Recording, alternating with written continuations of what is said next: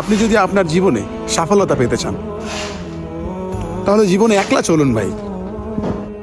আর একটা কথা মনে রাখবেন, জীবনে যখন আপনি একলা পথ চলা শিখবেন আপনাকে আর কেউ ঠেকাতে পারবে না।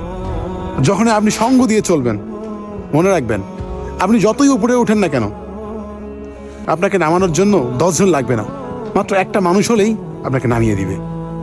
তাই জীবনে ভালো কিছু করতে গেলে, ভালো কাজে সাফল্য হতে গেলে আপনাকে একলা চলতে হবে। আর বিশ্বাসটা সবসময় নিজের উপরে রাখতে হবে, কোনো মানুষের উপর রাখা যাবে না, আর উপরে আল্লাহর উপর রাখতে হবে।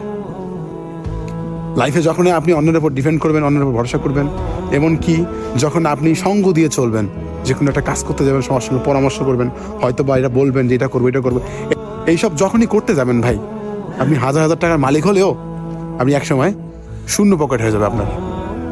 তাই জীবনে সঙ্গ জিনিসটা থেকে কম থাকবেন, একলা চলবেন। যেখানে মনে হচ্ছে যে আমি একলা যেতে পারবো না, নিজের মনের প্রতি নিজের প্রতি বিশ্বাস রাখতে হবে, আমি যাইতে পারবো। যখন আপনি অন্যের উপর ডিপেন্ড করবেন যে আমাকে এই